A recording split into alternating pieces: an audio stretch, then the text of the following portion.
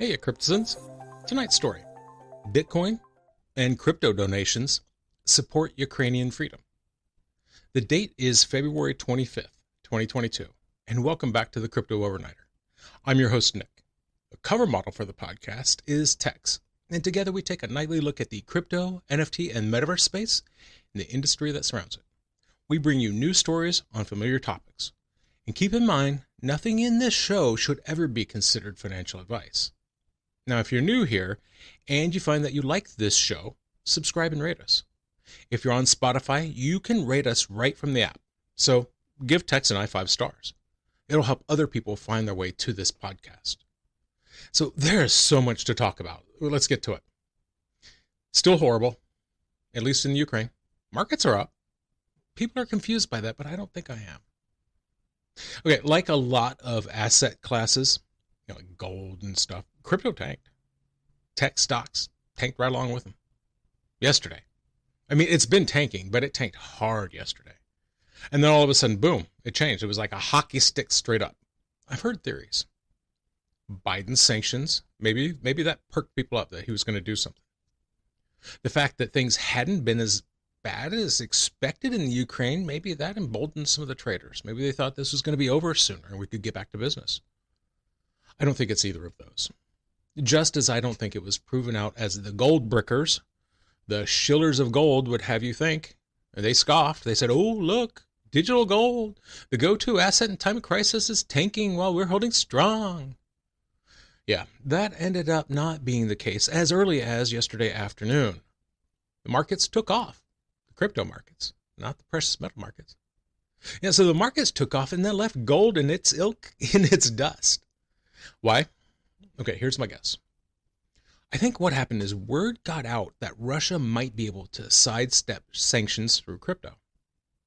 Word actually got out a few weeks ago that while governments might stop fiat currency, crypto is not theirs to stop. Thank you, Justin Trudeau, for that lesson. And thank you, truckers, for being truckers. I think people started to hear about the censorship resistance of crypto and looking at bad actors freezing banks and hacking funds. I think people might be waking up to how powerful crypto is. One hopes. Now, before we get into tonight's stories, let's take a quick look at the markets. At the time of writing, the global crypto market cap is $1.8 trillion. Now that's up 4.01% in 24. The top 5 cryptos by market cap are Bitcoin up 2.27%, Ethereum up 6.52%, Tether, Binance Coin up 4.28%, and USDC. The global NFT market cap is 9.7 billion. The top 5 collections by 24-hour volume on OpenSea are Bored Apes up 89%, The Doggies down 7%, Clonex down 9%, Azuki down 21%, and Mutant Apes down 46%. Now, keep in mind, some of these collections have very volatile prices, so do your own research. Crypto donations support Ukrainian freedom. So we talked about this a little last night. Well, and we've actually been talking bits about it for a while now. Last week, after sustaining a significant cyber attack that damaged or crippled Ukrainian sites such as government and state-run banks, Ukraine legalized crypto, all crypto. And now, given the difficulty of things, people are turning to crypto to help sustain the fight for freedom against President Putin's illegal invasion. And face it, right now, you have no shortage of charities and NGOs that are working very hard to support the Ukrainian people. There has been a tremendous outpouring of donations flooding into Ukraine. I'm concerned that a good portion of it is going to go to waste, at least in the short term. Here's why. Shortly after beginning of the conflict, the National Bank of Ukraine, now they're the central bank for Ukraine. They've made it harder for Ukrainian organizations and Ukrainian citizens to make use of banks and traditional fiat currency. What they did was they put in a rule that affects fiat currency, e-money, and e-wallets. No, this leaves crypto out. So under these rules, the official exchange rate is fixed. Foreign exchange market is suspended. Cash withdrawals are limited to $3,339 per day. Here's a list of potential organizations accepting donations in Bitcoin and other crypto assets. And while they're all important, one thing to know: the Ukrainian military and defense forces cannot accept crypto in any form. They are not set up to process it. So many organizations aren't taking crypto yet, just fiat. In fact, not only are they not set up to process it, it would be illegal. It's not legal for them to take crypto. That said, there are some organizations that don't have that problem. Let's take a look. Come Back Alive. We talked about them last night. They support the Ukrainian armed forces through the purchase of medical equipment, military equipment, and things like that. I'm going to put a link to their site in the show notes. Their www address is savelife, SAVELIFE.in.ua/en for English /donate. That address is savelife.in.ua/en/donate. Something to be aware of: Patreon suspended Come Back Alive's donation page. In fact, I think they're probably going to nuke it. I'm not interested in reading the entire statement why. Suffice it to say that Patreon claims they don't allow funding for weapons or military activity. Is there a better example of why decentralized payment systems need to exist? Really? That's a hell of a commercial. They have a section on their site, on Come Back Alive's site, how to donate through the SWIFT system. Just today, I put out a Crypto in 5 Minutes episode that talks about the SWIFT system and the difference between the SWIFT system and how it compares to blockchain. Very relevant for tonight.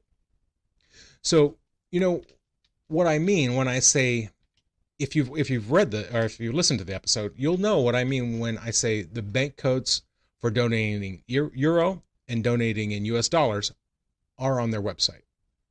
They also have their Bitcoin address, so you can donate that way too. The Kiev Independent. This is a Ukraine-based independent news source. I spent some time on their site today, and they're prepared. They have a Patreon page. They have a GoFundMe set up. They tweeted today their donation options, and in that tweet was their Bitcoin address. I'm going to put a link to the tweet in the show notes. And why am I putting links to these things and not the address?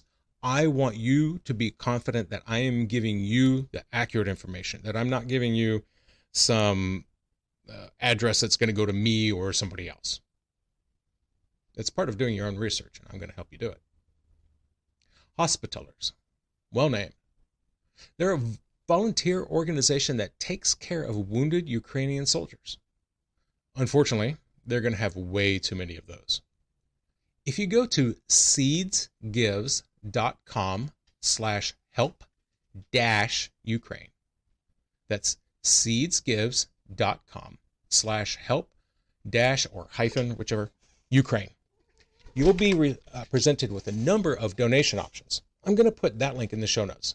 All right, Tex, I heard you. Now, in addition to this, there are a couple of crypto-native organizations. They've popped up in recent days to make up for the weakness of fiat currency, quite frankly. Now, some of these are new. I don't really know much about them at all. So, again, do your own research before you donate.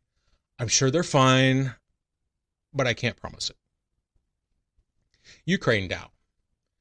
This was set up by a member of the Russian feminist punk protest group Pussy Riot, along with the NFT collectives Trippy Labs and Pleaser DAO. Easiest way to find them is going to be through Twitter. Their Twitter account has the only Ethereum address for this DAO. They do have a Discord site set up, so you can find them that way, and you can get that address also from their Twitter profile. In that Twitter profile, you also see that they have an Ethereum service name, Ukraine DAO.eth. So if you're set up for that, you know how to make that work. There you go. There's also a number of scams going around. So that's why it's important when you hear me when I say this DAO will only deal in Ethereum, not Bitcoin, not Binance. I'm going to put a link to Ukraine DAO's Twitter account in the show notes. So again, you can go get the information directly from the source. Unchained Foundation. It's a charity that was started by blockchain activists. Ukrainian blockchain activists, actually. Now, this one has a number of coins that they can accept. I went to their page, and they've got 5 different currency addresses.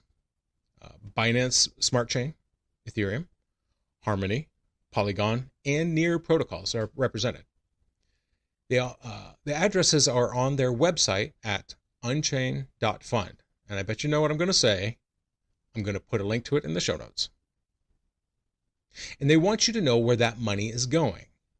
Unchained Foundation is very specific. They state that none of this money is going to go to buying guns. If that's important to you, this sounds like a good option. I'm going to read the relevant part of their website on that. Quote, "Our goal is to break the chain of war and scatter its links far away from each other so that they could never meet again. Our main fundraising tool is NFT. You can buy any of the artworks or make a simple donation.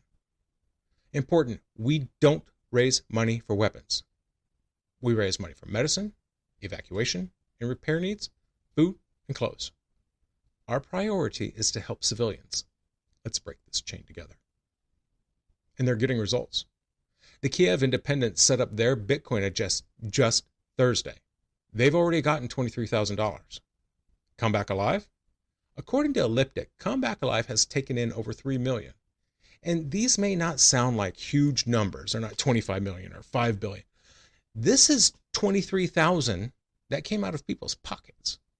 This is 3 million that individuals sitting at home looking at inflation in the face said we should send to these Ukrainians. I want to close out with a shining example of the best of the crypto community, among the best. FTX. Sam Bankman-Fried tweeted out that they have given out $25 US to every Ukrainian FTX user. In his tweet, he said, "Do what you got to do." Well said. And that's going to do it for us tonight. Thank you so much for listening. I really appreciate it. Do you have some questions or comments about the show? Reach out and let us know.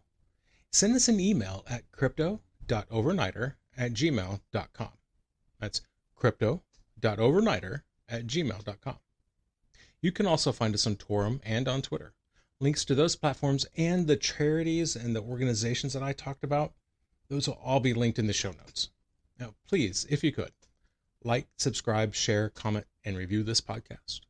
It would really help Tex and I out, and it would also help other people find their way here. So getting the word out there helps both them and us. Oh, and give crypto in 5 minutes a listen. We're up to, I think, 28 educational videos and counting. 5 minutes to explain one concept in crypto. And as always, may peace